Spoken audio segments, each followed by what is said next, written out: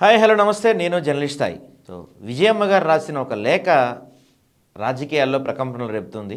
So ఆ లేఖలో అంటే స్పష్టంగా ఒకసారేమో అసలు ఆస్తి పంపకాలు జరగలేదని చెప్పి రాశారు, ఒకసారేమో నలుగురు మనవలకి పంచాలని చెప్పి రాశారు, ఇంకోసారేమో సరస్వతి పవర్ లిమిటెడ్స్లో వాటాలు సరిగా జగన్మోహన్ రెడ్డి పంచలేదని రాశారు. ఇవన్నీ రాసి లాస్ట్కి ఏమో అసలు వీడి గురించి చర్చించొద్దు, బయట ఎక్కడ మాట్లాడొద్దు, వైఎస్ రాజశేఖర రెడ్డికి భారీగా కోరుతున్నాను, ఎక్కడ మాట్లాడద్దు అని చెప్పారు. అసలు లేఖ రాయటం ఎందుకు, ఎక్కడ మాట్లాడొద్దు అంటం ఎందుకు, ఇలాంటి అంశాలన్నీ కూడా మనం బండి మల్లి గారితో మాట్లాడదాం. ఎన్ఆర్ఐ. నమస్తే సార్. నమస్తే సాయి గారు. సో అంటే మీరు చూశారు, నిన్న ఒక లెటర్ రాశారు, దాంట్లో 3 పేరాల్లో 3 అసందర్భంగా అంటే అసలు ఒకదానికి పొంతం లేకుండా రాశారు. అంతా రాసి చివరిలో ఏమో అసలు ఈ అంశం గురించి ఎక్కువ చర్చించద్దు, మీడియాలో దీని గురించి ఎక్కువ డిస్కస్ చేయొద్దు, ఇక్కడ వదిలేయండి అని రాశారు. సరే, ఫస్ట్ మనం ఆ లేఖల అంశాలకు వెళ్ళబోయే ముందుగా మీడియాలో చర్చించద్దు, దీని గురించి మీడియాతో మాట్లాడుతున్నప్పుడు మీడియాకి లెటర్ రిలీజ్ చేయడం దేనికి? అసలు జగన్మోహన్ రెడ్డితో కనీసం వీళ్ళకి మాట్లాడుకునే పరిస్థితి కూడా లేదా? జస్ట్ మాట్లాడుకుంటే అయిపోద్ది కదా, ఇలా లెక్కలు రాయటం అదంతా ఎందుకంటారు? ఎస్ సాయి గారు, మీరు కానీ చూసినారనుకో ఇది దాదాపు 2023 నుంచి కొద్దిగా ఎక్స్ట్రీమ్కి వెళ్ళినట్టు తెలుస్తోంది మనకి. చూసినారనుకో 2023 తర్వాత ఈమె శర్మిలమ్మ గారు ఎవరైతే ఉన్నారో, వైఎస్ శర్మిలమ్మ గారు, వీళ్ళు ఆంధ్రప్రదేశ్ ను వదిలిపెట్టేసి తెలంగాణకి వెళ్ళి తెలంగాణలో పార్టీ పెట్టుకుంది. ఈమె పార్టీ పెట్టుకున్న తర్వాత దాదాపు ఒక 1.5 ఇయర్ కూడా తను దాన్ని మేనేజ్ చేయలేక తను కాడి వదిలేసి మళ్ళా తర్వాత ఆంధ్రాలోకి వచ్చి ఆంధ్రాలో వచ్చేసి కాంగ్రెస్ పార్టీకి అధ్యక్షురాలుగా కొనసాగుతా ఉంది. తన విషెస్ తనకు ఉండొచ్చు, తను కంటిన్యూ అవ్వచ్చు, అది ఎలాంటి ఇబ్బంది ఉండదు సమాజానికి. కాకపోతే ఏంటంటే ఇప్పుడు జగన్మోహన్ రెడ్డి గారు దాదాపు పాలిటిక్స్ లోకి రాకముందు, అంటే తను అఫీషియల్ గా పాలిటిక్స్ లోకి 2009 కడప ఎంపీగా కాంటెస్ట్ చేశారు. అంతకంటే ముందుగానే దాదాపు 15 ఏళ్ల పాటు 1996, 1994 ఆ ప్రాంతంలోనే తను సుండూర్ పవర్ ప్లాంట్ కర్ణాటకలో తను బిజినెస్ చేయడం స్టార్ట్ చేయడం జరిగింది. అక్కడ నుంచి తను బిజినెస్ మ్యాన్ గా కంటిన్యూ అవ్వడం జరిగింది. దాదాపు 15 ఏళ్ల పాటు తను బిజినెస్ మ్యాన్ గా ఎస్టాబ్లిష్ చేసుకున్న తర్వాత 2009లో తన తను పొలిటికల్ గా అఫీషియల్ గా పాలిటిక్స్ లోకి రావడం జరిగింది. తర్వాత చూడండి, మనకి ఏంటంటే తెలుగు సాంప్రదాయం ప్రకారము ఆడబిడ్డను అత్యంత అద్భుతంగా చూసుకుంటా ఉంటారు, మన తెలుగు సమాజంలో చూస్తూ ఉంటాయి కదా. అదే విధంగానే జగన్మోహన్ రెడ్డి గారు కూడా ట్రీట్ చేసి ఉంటారు. ఎందుకంటే జగన్మోహన్ రెడ్డి గారు పీపుల్స్ లీడర్, ప్రజల కోసమే అంత తాపత్రయపడుతున్నటువంటి వ్యక్తి తన చెల్లికి అన్యాయం చేస్తాడని అయితే నాకైతే ఎక్కడ కూడా అనిపించట్లేదు. తర్వాత మీరు కనుక చూడండి, మనకు పబ్లిక్ డొమైన్ లోనే తను 2024లో కడప ఎంపీగా కాంటెస్ట్ చేసింది శర్మిలమ్మ గారు. కడప ఎంపీగా కాంటెస్ట్ చేసినప్పుడు తన అఫిడవిట్ లో క్లియర్ గా తన అన్న నుంచి దాదాపు 200 కోట్ల పైచిలుకు తీసుకున్నట్టు తను క్లియర్ గా కన్వే చేసింది అఫిడవిట్ లో. అదంతా పక్కన పెట్టేస్తే, అదంతా పక్కన పెట్టినా కానీ దాదాపు తనకు పెళ్లి కూడా దాదాపు 15 ఏళ్ళు 20 ఏళ్ళుగా వస్తా ఉన్నట్టుంది, 20 ఏళ్ళు దాటినట్టుంది. తన బిడ్డకు కూడా పెళ్లి అయినట్టుంది. చూస్తా ఉంటే కానీ దాదాపు ఎవరైనా కూడా తనకు పెళ్లి చేసి తన అత్తారింటికి పంపించిన తర్వాత తన భర్త ఏం చేస్తున్నాడు, తను ఏం చేస్తున్నాడు అన్న దాని మీదనే సమాజము డిక్లేర్ చేసుకుంటది వాళ్ళ ప్రాపర్టీస్ ఏంటన్నది. ఇంకా ఇప్పటికి కూడా 20 ఏళ్ళు దాటిపోయిన తర్వాత తన పిల్లలకి పెళ్లి అయిపోయిన తర్వాత కూడా ఇంకా తండ్రి సైడ్ నుంచి కానీ అన్న సైడ్ నుంచి రావాలని కానీ ఇక్కడ ఎక్కడ కూడా జరగదు సమాజంలో. కానీ జగన్మోహన్ రెడ్డి గారు పెద్ద మనసు చేసుకొని తన చెల్లెలకి అన్యాయం జరగకూడదు అని చెప్పేసి దాదాపు 250 కోట్లు ఈ 10 ఏళ్ల కాలంలో తను ప్రొవైడ్ చేయడం జరిగింది. ఇదంతా పక్కన పెడితే దాదాపు వీళ్ళే ఒకసారి శర్మిలమ్మ గారు కానీ విజయమ్మ గారు కానీ వీళ్ళే పబ్లిక్ వచ్చేసి నోట్స్ రిలీజ్ చేస్తా ఉంటారు, వీళ్ళే చెప్తా ఉంటారు. దాదాపు ఒకసారి ఏం చెప్పారు, ఆస్తులు పంచుకున్నారు, కోర్టుకి వెళ్ళింది, తర్వాత జగన్మోహన్ రెడ్డి గారు మళ్ళీ రిటర్న్ తీసుకున్నారు, ఎన్సీఎల్టీలో కేసు వేశారని చెప్పేసి ఒక వాదన తీసుకొచ్చారు. అంటే ఆల్రెడీ అసెట్స్ డివైడ్ అయిపోయినట్టే కదా మీనింగ్, లేదంటే వాళ్ళు కోర్టు వరకు వెళ్ళాల్సిన అవసరం ఉండదు. ఇప్పుడు వచ్చేసి మళ్ళీ కొత్తగా ప్రామిసరీ నోట్ రిలీజ్ చేసి దాంట్లో ఏం చెప్తా ఉన్నారంటే విజయమ్మ గారు, మేము ఇంకా ఆస్తులు ఎవరికి కూడా పంచలేదని చెప్తా ఉన్నారు. అంటే ఇక్కడే కన్ఫ్లిక్షన్ వస్తా ఉంది, క్లియర్ గా మనకి డివియేషన్ తెలుస్తా ఉంది. ఇది ఏమాత్రం కూడా సమాజానికి ఒక పెద్ద మనిషిగా, ఒక రాజశేఖర రెడ్డి గారి భార్యగా మీరు 4 గోడల మధ్య ఇది చర్చించాల్సింది పోయి మీడియాకి మీరు లీకులు ఇచ్చి మీడియాకి నోట్స్ రిలీజ్ చేసి మళ్ళీ సమాజంలో చర్చకు రాకూడదంటే చర్చకు ఆబ్వియస్ గా వస్తుంది. సమాజంలో దాదాపు 7-8 కోట్ల మంది ఉన్నారు, 7-8 కోట్ల మందిని మనం రెగ్యులేట్ చేయలేము. సమాజంలో చర్చకు వచ్చే అవకాశం ఉంది ఈ విషయం ఎట్లయినా. రైట్. అయితే దీంతో పాటుగా మీరు చూసుకుంటే కనుక ఈ మధ్య కాలంలో షర్మిల గారు కూడా కొంత లైన్ దాటి, అంటే అసలు ఇలాంటి అన్న ఎవరికి ఉండొద్దు, అన్న అనే పదానికి కళంకం జగన్మోహన్ రెడ్డి అనే స్థాయిలో వ్యాఖ్యలు చేశారు. అంటే ఈ ఎందుకు అంత ఫ్రస్ట్రేషన్ షర్మిల గారిలో? నాకు తెలిసినంత వరకు తనకు కూడా సిరివెల్లమ్మ గారికి కూడా సాధారణ మనిషిలాగానే తనకు కూడా కొంత అంబిషన్స్ ఉన్నట్టున్నాయి లైఫ్ లో. తను కూడా ఒక పొలిటికల్ గా సర్వేల్ అవ్వాలని, లేదంటే తను కూడా ఒక ఎస్టాబ్లిష్ లీడర్ గా ఎస్టాబ్లిష్ అవ్వాలని తనకి అంబిషన్ ఉన్నట్టున్నాయి. అంబిషన్ ఉండడము తప్పు కాదు. కాకపోతే తనని ఆ అంబిషన్స్ ని మనం ఎంత కన్సిస్టెన్సీగా, ఎంత ఓపిక్ గా మనం ముందుకు తీసుకెళ్తున్నాం అన్న దాని మీద డిపెండ్ అయి ఉంటుంది. ఇప్పుడు మీరు ఏమన్నారు, తెలంగాణలో పార్టీ పెట్టి నేను తెలంగాణకి మెట్టిని ఉంటున్నది తెలంగాణ, అందుకే నేను తెలంగాణలో పార్టీ పెడుతున్నా, తెలంగాణలో నేను తెలంగాణ సమాజానికి సేవ చేయడానికి వచ్చానని చెప్పేసి చెప్పిన తర్వాత కరెక్ట్ గా 1 సంవత్సరం కూడా తిరగక ముందే అక్కడ కాడి వదిలేసి, ఆ టైంలో ఎప్పుడైతే 2023 ఆ ప్రాంతంలో తెలంగాణలో ఎలక్షన్ జరిగినప్పుడు అక్కడ ఉన్నటువంటి కాంగ్రెస్ గవర్నమెంట్ మీతో లాబీ చేసి మీరు అక్కడ కాంగ్రెస్ కి కంప్లీట్ గా సరెండర్ అయిపోయేసి కాడి వదిలేశారు అక్కడ. తర్వాత మళ్ళీ ఇక్కడ వచ్చేసి 2024లో ఇక్కడ వచ్చేసి మళ్ళీ రాజకీయం మొదలు పెట్టారు. ఇక్కడ ఏంటి, మీరు సొంత అన్నకి మీరు అన్యాయం చేయడం తప్పితే ఇంకోటి ఏమి చేయలేదు. మీరు ఇప్పుడు ఆల్రెడీ మీరు 2024 ఎలక్షన్స్ లో మీరు కాంటెస్ట్ చేశారు ఎంపీ క్యాండిడేట్ గా. 2029లో మీరు ఇప్పుడు ఏమని చెప్తారు? మీరు ఆల్రెడీ పబ్లిక్ దగ్గరికి వెళ్ళి నేను కొంగు జాచి అడుగుతున్నా, వైఎస్ఆర్ బిడ్డగా కొంగు జాచి అడుగుతున్నా, నాకు కూడా 10 ఓట్లు వేయండి అని చెప్పేసి అడిగారు. ప్రజలు రిజెక్ట్ చేశారు. మ్యాండేట్ క్లియర్ గా డిసైడ్ చేశారు, మీరు ఎలిజిబుల్ కాదని చెప్పేసి రిజెక్ట్ చేసినప్పుడు ఇంకా ఇప్పటికి కూడా ఏంటంటే ఈ ఏబిఎన్ లో వచ్చేటువంటి వార్తలకు కానీ ఎల్లో మీడియా అని చెప్తా ఉంటారు, TV5, TV9, ఏబిఎన్, వీళ్ళకి కంప్లీట్ గా సరెండర్ అయిపోయినట్టే తెలుస్తోంది. నాకు కంప్లీట్ గా వాళ్ళ సైడే తీసుకొని ఒత్తాసు పలుకుతా జగన్మోహన్ రెడ్డి గారిని కార్నర్ చేసుకుంటా సొంత అన్నని వదిలేసి పబ్లిక్ డొమైన్ లో మొత్తం ఇన్ఫర్మేషన్ పెడితే డ్యామేజ్ జరిగేది ఎవరికి? మీరు కంప్లీట్ గా డ్యామేజ్ అవడమే కాకుండా మీ ఫ్యామిలీని ఎవరైతే నమ్మి దాదాపు 30 ఏళ్ల నుంచి ట్రావెల్ అవుతున్నటువంటి వైఎస్ఆర్ కి సంబంధించినటువంటి కుటుంబాన్ని కంప్లీట్ గా మీరు బదారణ పెట్టడం జరిగింది. ఎందుకంటే ఈ రాజకీయాలు అంటేనే దాదాపు మనుషుల వాళ్ళ హావభావాలు, వాళ్ళ ఎమోషన్స్ తో ముడిపడి ఉంటాయి. మీరు మొత్తం ఇన్ఫర్మేషన్ తీసుకొచ్చి పబ్లిక్ డొమైన్ లో పెడితే ఇది మీకు ఆల్రెడీ డ్యామేజ్ జరగడమే కాకుండా మిమ్మల్ని నమ్మి ట్రావెల్ అయ్యేటువంటి దాదాపు 2.5 నుంచి 3 కోట్ల మంది ఎవరైతే వైఎస్ఆర్ అభిమానులు కానీ వైఎస్ఆర్ పార్టీకి సంబంధించిన వాళ్ళని కానీ మీరు బదారణ పెట్టినట్టే. మిమ్మల్ని ఏ పరిస్థితిలో కూడా వైఎస్ఆర్ ను అభిమానించేటువంటి వ్యక్తులు మిమ్మల్ని ఆరాధించేటువంటి పరిస్థితి లేదు ఈ రోజు సాయి. మనకు తెలుస్తూ ఉంది సమాజంలో ఎట్లా డివైడ్ అయిపోతా ఉంది అన్నది. ఇది క్లియర్ గా చంద్రబాబు ఆడుతున్నటువంటి గేమ్ ఇది. దీంట్లో ఏం డౌట్ లేదు. మొన్న చూస్తే గన బిఆర్ నాయుడు గారు ఉదంతము, తర్వాత నిన్న చూస్తే గన పుట్ట మహేష్ డ్రగ్స్ ఉదంతము, ఇవి 2 జనాలని తప్పుదో పట్టించడానికి, జనాలను ఆ విషయాల నుంచి మరల్చడానికి వైఎస్ షర్మిలమ్మ గారిని, వైఎస్ విజయమ్మ గారిని లైన్ లెక్కి తీసుకొస్తానంటే కనపడతా ఉంది మనకి. ఎందుకంటే ఇప్పుడంతా కంప్లీట్ గా డైవర్ట్ అయిపోయింది ఇష్యూని. ఇది పరిస్థితి ఇట్లా నడుస్తూ ఉంది కథ. రైట్ అండి, రైట్. సో అంటే ఇక రాష్ట్ర సమస్యల గురించి మాట్లాడుకుందాం మనం. గతంలో అంటే ఈ షిప్పింగ్ సీ పోర్ట్స్ కానీ లేకపోతే ఫిషింగ్ కానీ వీటి గురించి ఒకసారి మనం చర్చించాం. ఎందుకంటే వీటి గురించి అసలు ఈ మధ్యకాలంలో చర్చ జరగట్లేదు. తెలంగాణ ముఖ్యమంత్రి రేవంత్ రెడ్డి గారు పదే డ్రై పోర్ట్స్ డెవలప్ చేస్తాను, డ్రై పోర్ట్స్ డెవలప్ చేస్తే ఇక్కడి నుంచి మచిలీపట్నం డైరెక్ట్గా ఒక గ్రీన్ ఫీల్డ్ రోడ్ వేసి తెలంగాణలో కూడా డ్రై పోర్ట్ డెవలప్ చేస్తానని చెప్పి ఇక్కడ సముద్ర తీరం అందుబాటులో లేకపోయినా డ్రై పోర్ట్లను డెవలప్ చేసుకుంటే భవిష్యత్తుకి ఉపయోగపడే విధంగా ఆయన ప్రణాళికలు రచిస్తుంటే మన దగ్గర మాత్రం ఉన్న పోర్ట్ల నిర్వహణ కూడా సరిగా జరగట్లేదు. అసలు ఈ పోర్ట్ల గురించి మనం మాట్లాడుకుంటే గతానికి ఇప్పటికి కంపారిజన్ చేస్తే ఎప్పుడు ఈ పోర్ట్ల అభివృద్ధి బాగా జరిగింది అనుకోవచ్చు మనం?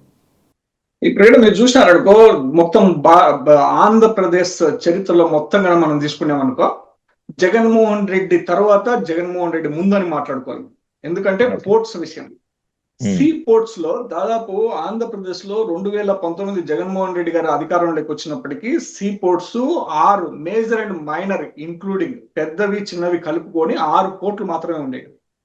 జగన్మోహన్ రెడ్డి గారు అధికారంలోకి వచ్చిన తర్వాత గ్రీన్ ఫీల్డ్ సీ పోర్ట్స్ తీసుకొచ్చాడు. అంటే కొత్తవి కంప్లీట్ గా green field see ports construction చేయడం స్టార్ట్ చేశాడు 2019 తర్వాత. 4 పోర్ట్స్ తీసుకొచ్చాడు. 4 పోర్ట్స్ వచ్చేసి దాదాపు 3,500 కోట్లు వెచ్చించి దాంట్లోని ఎస్టాబ్లిష్ చేయడం జరుగుతా ఉంది. ఉమ్, దీనివల్ల మనం గన ఆలోచించుకున్నాం అనుకో, భారతదేశం కానీ ఆంధ్రప్రదేశ్ కానీ ఎటువైపు ప్రయాణం చేస్తా ఉందన్నది అర్థమవుతుంది. జగన్మోహన్ రెడ్డి గారి బిజినెస్ కానీ తన స్ట్రాటజీ కానీ పబ్లిక్ కోసము, పబ్లిక్ ఉమ్, ని ఏ విధంగా డ్రైవ్ చేయాలనేది తనకు చాలా పొలిటికల్ స్ట్రాటజీతో పాటు బిజినెస్ స్ట్రాటజీ కూడా ఉంటుంది. మీరు చూడండి, ఓకే. ఇప్పుడు ఉమ్, భారతదేశంలో మనకు దాదాపు 20 ఏళ్ల కిందట చూసుకుంటే కన్నా అగ్రికల్చర్ ప్రొడక్ట్స్ 70 నుంచి 80% మన జీడిపిలో ఉండేది కంట్రిబ్యూషన్. ఉమ్, అది ఉమ్, కాలక్రమేణా తగ్గిపోతా వస్తుంది. ఈ రోజు దాదాపు 45 నుంచి 50% పడిపోయినట్టు తెలుస్తోంది. ప్రస్తుతానికి ఉన్నటువంటి జీడిపిలో కంట్రిబ్యూషన్, అగ్రికల్చర్ ప్రొడక్ట్స్ కంట్రిబ్యూషన్. ఏ ఓకే. కంట్రిబ్యూషన్ పెరుగుతా ఉందంటే మనకి ఈఎంఎస్ కంట్రిబ్యూషన్ పెరుగుతా ఉంది. Um, means electronic manufacturing services contribution పెరుగుతా ఉంది. కాబట్టి మనకి um, um, exports point of వ్యూలో అట్ ద సేమ్ టైం మనకున్నటువంటి అద్భుతమైన అవకాశం ఏంటంటే 974 కిలోమీటర్లు కోస్టల్ లైన్ ఉంది మనకి. అవును. సముద్ర తీర ప్రాంతం 974 కిలోమీటర్లు ఉంది. ఉమ్, మనకు ఉన్నటువంటి మేజర్ పోర్ట్స్ వచ్చేసి అప్పటి వరకు 2019 వరకు ఉన్నటువంటి మేజర్ పోర్ట్స్ వచ్చేసి వైజాగ్, కాకినాడగానే ఉండేటివి. ఉమ్, ఉమ్, కృష్ణపట్నం ఒకటి ఉండేది. తర్వాత ఓకే. కూడా జగన్మోహన్ రెడ్డి గారు 4 పోర్ట్స్ తీసుకొచ్చారు. ఈ ఉమ్, 4 పోర్ట్స్ కి స్పెషల్ పర్పస్ ఉంది. ఇప్పుడు ఒకటి ఓకే. వచ్చేసి మనకు సౌతరన్ సైడ్, మనకు నెల్లూరు దగ్గర వచ్చేసి రామాయపట్నం పోర్టు తీసుకొస్తా ఉన్నాం. ఉమ్, తర్వాత మనం మిడ్ కోస్టల్ లెక్క వెళ్ళాం అనుకో, మనం మచిలీపట్నం పోర్టు తీసుకొస్తున్నాడు. ఓకే. తర్వాత కాకినాడ గేట్వే పోర్టు తీసుకొస్తున్నాడు. ఆ పైన నార్త్ శ్రీకాకుళంకి సంబంధించి ఉమ్, మూలపేట, భావనపాడు ఎయిర్పోర్ట్స్ తీసుకొస్తున్నాడు. ఉమ్, దీని మేజర్ పర్పస్ ఏంటంటే జగన్మోహన్ రెడ్డి గారి ఇంటెన్షన్ వెరీ క్లియర్ మనకి. మనం ఉమ్, గన ఇప్పుడు ఫస్ట్ పోర్టు గన తీసుకున్నాం అనుకో, ఇప్పుడు రామాయపట్నం పోర్టు తీసుకుంటే గన, రామాయపట్నం పోర్టు ఇప్పటి వరకు ఉన్నటువంటి అక్కడ కృష్ణపట్నం పోర్టు ఏదైతే ఉందో అది వచ్చేసి ప్రైవేట్ వ్యక్తుల చేతుల్లో ఉంది. State okay. కు ఎలాంటి రెవెన్యూ జనరేట్ అయ్యేటువంటి పరిస్థితి లేదు. ఉమ్, ఉమ్, కాబట్టి ఉమ్, ఇది ఇప్పుడు వచ్చేసి జగన్మోహన్ రెడ్డి గారు తీసుకొచ్చినటువంటి 4 పోర్ట్స్ కూడా ఇవి ఉమ్, ల్యాండ్ లార్డ్ మోడల్ అన్నమాట. అంటే ల్యాండ్ కూడా గవర్నమెంట్దే, అక్కడ ఉన్నటువంటి ఇన్ఫ్రాస్ట్రక్చర్ కూడా గవర్నమెంట్దే. అక్కడ ఓకే. ఆపరేషన్స్ ఎవరైతే చేస్తారో అది మాత్రమే ప్రైవేట్ చేతుల్లోకి ఇస్తారు. అంటే ఉమ్, ఇది ఉమ్, కంప్లీట్ గా వచ్చేసి గవర్నమెంట్ కంట్రోల్లో ఉంటది అన్నది పర్పస్ అన్నమాట. ఈ ఓకే. పర్పస్ అంతా ఏంటంటే ఏపీ మ్యారిటైమ్ బోర్డు వాచ్ ఉమ్, చేస్తా ఉంటది, వాచ్ డాగ్ లెక్క పనిచేస్తా ఉంటది. ఓకే. దీనివల్ల చూడండి, ఇప్పుడు రామాయపట్నము స్ట్రాటజిక్ లొకేషన్. మనకి um, um, Rayalaseema, greater Rayalaseema 6 డిస్టిక్లు, Telangana land locked state Telangana, um, Chhattisgarh southern Chhattisgarh, ఈ ప్రాంతం నుంచి వచ్చేటువంటి ఎక్స్పోర్ట్ చేయడానికి ప్రొడక్ట్స్, సపోజ్ అగ్రికల్చర్ ప్రొడక్ట్స్ అయితేనేమి, మనకు రాయలసీమలో వచ్చేసి మినరల్స్ ఎక్కువ ఉంటాయి. ఉమ్, గ్రానైట్ ఉమ్, కానీ, ఉమ్, తర్వాత అవును. ఇట్లాంటి మినరల్స్ ఎక్కువ ఉమ్, మీన్స్ మైనింగ్ చేస్తా ఉంటారు. ఈ అవునవును. ఎక్స్పోర్ట్ ఉమ్, కి స్ట్రాటజిక్ లొకేషన్ అని చెప్పేసి అది ఇంటర్నేషనల్ లెవెల్లో ఇండస్ట్రియలైజేషన్ పాయింట్ ఆఫ్ వ్యూలో అక్కడ పోర్ట్ కన్స్ట్రక్షన్ స్టార్ట్ చేయడం జరిగింది. స్టార్ట్ చేయడమే కాకుండా ఆల్మోస్ట్ 80 to 90% కన్స్ట్రక్షన్ కూడా కంప్లీట్ చేయడం జరిగింది. ఓకే. ఓకే. తర్వాత కన్నా ఉమ్, మనం కన్నా మచిలీపట్నం పోర్టుకి వెళ్ళామనుకో, మనం మచిలీపట్నం పోర్ట్ ఏంటంటే అది ఆల్రెడీ ఓల్డ్ పోర్టు, కానీ కంప్లీట్ గా మోడర్నైజేషన్ చేస్తా ఉన్నాడు. ఆ ఉమ్, సీ పోర్ట్, అది డీప్ సీ పోర్ట్ అనమాట. అక్కడ ఓకే. దాదాపు మనకి కన్నా చూసినాం అనుకో మనము, ఇక్కడ కోస్టల్, సెంట్రల్ కోస్టల్ కాబట్టి అక్కడ ఉమ్, దాదాపు అగ్రికల్చర్ ప్రొడక్ట్స్ ఎక్కువ ఉంటాయి. At the same time aqua culture ఎక్కువ ఉంటది కాబట్టి ఎక్స్పోర్ట్ కి ఈజీగా ఉంటది అన్నది ఒక ఉద్దేశం అన్నమాట. ఓకే. ఇంకోటి కూడా ఏంటంటే ఎంత స్ట్రాటజిక్ గా, ఎంత బిజినెస్ పాయింట్ ఆఫ్ వ్యూలో జగన్మోహన్ రెడ్డి గారు ఆలోచిస్తారు, స్టేట్ కి రెవెన్యూ ఎట్లా పెంచాలన్న పాయింట్ ఆఫ్ వ్యూ మనం చూసినాం అనుకో, ఉమ్, దాదాపు మనకు ఉన్నటువంటి మొత్తం కోస్ట్ లైన్ 974 కిలోమీటర్లలో ఎవ్రీ 100 కిలోమీటర్స్ కి ఒక సీ పోర్ట్ ఉండేటట్టు ప్లాన్ చేశాడు Jaganmohan Reddy. Every 100 kilometres, 50 okay. Kilometres to 100 kilometres కి ఒక సీ ఉమ్, పోర్ట్ ఉమ్, ఉమ్, ఉండేటట్టు ప్లాన్ చేసి, ఇప్పుడు టోటల్ ఎగ్జిస్టింగ్ 6, ఇప్పుడు ఉమ్, జగన్మోహన్ రెడ్డి గారు కొత్తగా కన్స్ట్రక్షన్ చేస్తున్నటువంటి ultra modern ultra support for industrialisation ports ఏవైతే ఉమ్, బిల్డ్ చేస్తా ఉన్నాడో, ఇవి మొత్తం 4 కలుపుకొని మొత్తం 10 పోర్ట్లు అవుతాయి. అంటే every okay. 100 kilometres, 50 to 100 kilometres ఒక సీ పోర్ట్ ఉంది. ఈ ఉమ్, సీ ఉమ్, పోర్ట్ ఉమ్, వల్ల ఏమవుతుందంటే కన్నా అత్యంత అద్భుతమైన అవకాశాలు ఉన్నాయి. రాబోయే ఓకే. నెక్స్ట్ 20-30 ఇయర్స్ లో ఉమ్, ఇండియన్ ఉమ్, జీడిపి, ఈ రోజు ఉన్నటువంటి Indian GDP, Indian market share almost 4.5 trillion ఉంది జీడిపి. ఇది ఓకే. కాస్త నెక్స్ట్ 8 ఇయర్స్ కి 16 trillion GDP. By the time of 2047 కి ఆల్మోస్ట్ 30 ట్రిలియన్ జీడిపికి వెళ్ళిపోతా ఉన్నాం. అంటే ఇది ఉమ్, ఉమ్, కంప్లీట్ గా ఎక్స్పోర్ట్స్ వల్లే జరుగుతుంది. ఇండియాలో మ్యానుఫ్యాక్చరింగ్ విపరీతంగా పెరిగేటువంటి అవకాశం ఉంది. కాబట్టి జగన్మోహన్ రెడ్డి గారు దూరదృష్టితో ఈ పోర్ట్స్ ని కన్స్ట్రక్ట్ చేయడం జరిగింది. ఓకే. ఉమ్, ఈ పాయింట్ ఆఫ్ వ్యూ కనుక చూస్తే కనుక మనకి మచిలీపట్నం పోర్టు, తర్వాత వచ్చేసి కాకినాడ గేట్వే, న్యూ పోర్టు, ఈ రెండు పోర్టులు వచ్చేసి చాలా కీ రోల్ ప్లే చేయగలుగుతున్నాయి. ఎందుకంటే అవును. మనకి కాకినాడ పోర్ట్ కన్నా చూసినాం అనుకో, మనం కాకినాడ ఉమ్, పోర్ట్ వచ్చేసి ఆ రీజన్ లో ఆయిల్, గ్యాస్, తర్వాత వచ్చేసి కెమికల్ ఎక్స్పోర్ట్ అవడానికి చాలా ఈజీగా యాక్సెసిబుల్ ఉంటది. అట్ ద సేమ్ టైం అక్కడే స్పెషల్ ఎకనామిక్ జోన్ ఉంది. ఏదైతే వచ్చేసి అమలాపురం దగ్గర కానీ, తర్వాత అక్కడ ఉన్నటువంటి స్పెషల్ ఎకనామిక్ జోన్స్ యూజ్ చేసుకోండి, కాకినాడలో ఉన్నటువంటి స్పెషల్ ఎకనామిక్ జోన్ లో వచ్చేటువంటి ప్రొడక్ట్స్ అన్ని ఈజీగా ఉమ్, ప్రపంచానికి ఎక్స్పోర్ట్ చేసేటువంటి అవకాశం ఉంటది అన్నది జగన్మోహన్ రెడ్డి గారు దూరదృష్టితో చేసినటువంటి పని ఇది. ఎందుకంటే ఓకే. పొద్దున్న లేచినప్పటి నుంచి చంద్రబాబు గారు చెప్తా ఉంటారు, నాది ఉమ్, విజనరీ, నేను ఐటీనే డెవలప్ చేశానని. 30-40 ఉమ్, ఏళ్ల నుంచి తను చెప్తా ఉన్నటువంటి ఇది తప్పితే, ఇదే వేరే వేరే డొమైన్స్ కానీ వేరే సెక్టార్స్ కానీ టచ్ చేసేటువంటి పరిస్థితి చేయడు చంద్రబాబు గారు.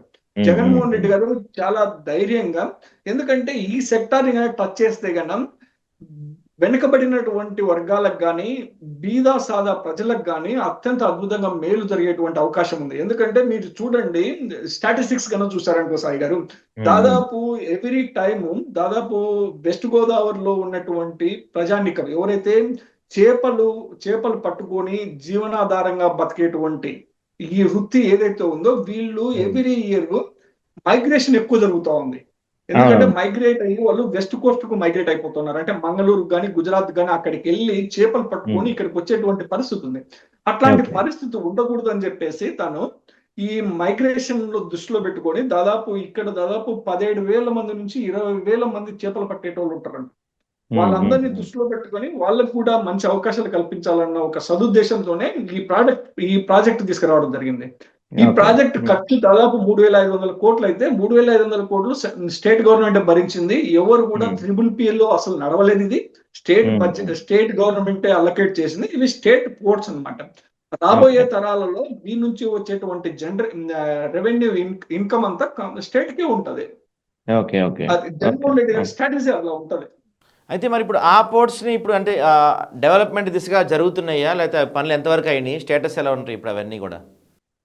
ఎస్, ఇప్పుడు కానీ మనం చూసామనుకో, కరెంట్ స్టేటస్ చూస్తా ఉన్నాను నేను. కరెంట్ స్టేటస్ అయితే మనం ఆల్రెడీ జగన్మోహన్ రెడ్డి గారు ఉన్నప్పుడే ఈ 4 స్టార్ట్ చేసిన దాంట్లో మెయిన్ రామాయపట్నం పోర్ట్ వచ్చేసి దాదాపు కంప్లీట్ అయిపోయింది. జగన్మోహన్ రెడ్డి గారు లాంచ్ కూడా చేసేసారు ఉమ్, బిఫోర్ 2024 ఎలక్షన్స్ లో. ఉమ్, మచిలీపట్నం పోర్ట్ వచ్చేసి దాదాపు జగన్మోహన్ రెడ్డి గారు దిగిపోయే టయానికి మిగతా 3 పోర్టులు దాదాపు 60-70% దాకా కంప్లీట్ అయ్యాయి. దాంట్లో ఓకే. కంప్లీట్ గా హాల్ట్ చేసినటువంటి పరిస్థితి ఉంది. ఈ ఉమ్, గవర్నమెంట్ ఏ మాత్రం కూడా అక్కడ ఫండ్స్ అలొకేట్ చేయట్లేదు. అవి కంప్లీట్ గా నత్తనడకన సాగుతా ఉన్నాయి. అవి 2029 వరకు వీళ్ళు సాగదీసేటట్టే ఉన్నారు. ఓకే. ఉమ్, దీంట్లో భాగంగానే జగన్మోహన్ రెడ్డి గారు మళ్ళీ ఒక 3,000 కోట్లు ఖర్చు పెట్టి ఫిషింగ్ ఉమ్, హార్బర్స్ తీసుకొచ్చారు. 9 ఫిషింగ్ హార్బర్స్. మీరు అసలు ఊహ కూడా అందదు సాయి గారు. తన ఉమ్, విజనరీ ఎట్లా ఉంటదంటే, జగన్మోహన్ రెడ్డి గారు 9 ఫిషింగ్ హార్బర్స్ తీసుకొచ్చి ఎవ్రీ 50 నుంచి 100 కిలోమీటర్ల దూరంలో 9 ఫిషింగ్ హార్బర్స్ పెట్టారు. అసలు దీని ఓకే. పర్పస్ ఏంటంటే, మొత్తం నేనే చూస్తూ ఉంటే నాకే షాకింగ్ అనిపిస్తా ఉంది. ఇప్పటి ఉమ్, వరకు ఆంధ్రప్రదేశ్ లో ఉన్నటువంటి 2 ఫిషింగ్ హార్బర్స్ ఉంటాయి. ఒకటి వైజాగ్ లో ఉంటది, రెండోది వచ్చేసి కాకినాడలో ఉంటది. అవి కూడా ఓకే. ఏంటి అవి కూడా ఏంటంటే అసలు ఓల్డ్ ఫిషింగ్ హార్బర్స్. అక్కడ వచ్చేసి ఉమ్, ఎలాంటి ఇండస్ట్రియలైజేషన్ లేదు, ఎలాంటి ఫెసిలిటీస్ ఉండవు, ఏముండవు. ఇప్పుడు ఓకే. జగన్మోహన్ రెడ్డి గారు తీసుకొచ్చినటువంటి 3,000 కోట్లు, అంటే ఒక్కొక్క ఫిషింగ్ హార్బర్ కి దాదాపు 300 కోట్లు ఖర్చు పెట్టాడు. 300 కోట్లు ఖర్చు పెట్టి దాదాపు మనకి నెల్లూరు డిస్టిక్ లో జువ్వెల దిన్నె అని చెప్పేసి ఒక ఫిషింగ్ హార్బర్ ఉంటుంది.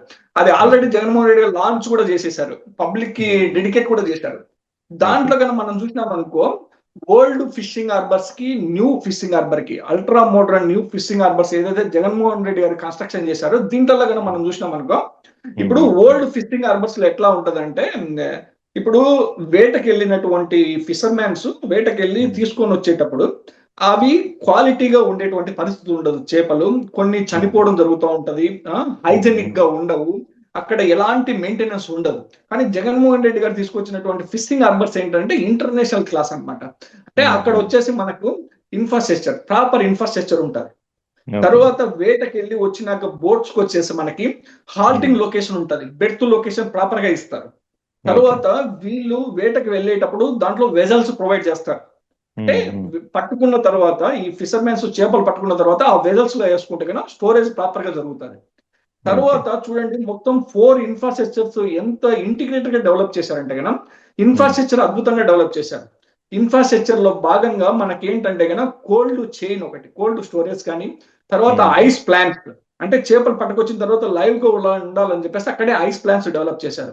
తర్వాత మనకేంటంటే ఈ ఫిషర్మెన్స్ వీళ్ళు స్ట్రగుల్ అయ్యి వాళ్ళకు కూడా ప్రైస్ ప్రాపర్ గా అవైలబిలిటీలో ఉండాలి, వాళ్ళకు కూడా మినిమం సపోర్ట్ ప్రైస్ ఉండాలని చెప్పేసి అక్కడే ఆక్షన్ హాల్స్ అంటే వాళ్ళు పట్టుకొచ్చిన తర్వాత అమ్ముకోవడానికి కూడా ఒక సపరేట్ మెకానిజం డెవలప్ చేశాడు అక్కడ. ఆ తర్వాత అమ్ముకున్న తర్వాత ఎక్స్పోర్ట్ చేయడానికి ట్రాన్స్పోర్ట్ లాజిస్టిక్స్ కూడా ప్రాపర్ రోడ్స్ బిల్డ్ చేయడం కూడా జరిగింది. మీరు చూడండి ఎంత దూరదృష్టి లేకపోతే ఈ మనిషికి ఇంత ప్లాన్ ఎట్లా చేయగలుగుతాడు.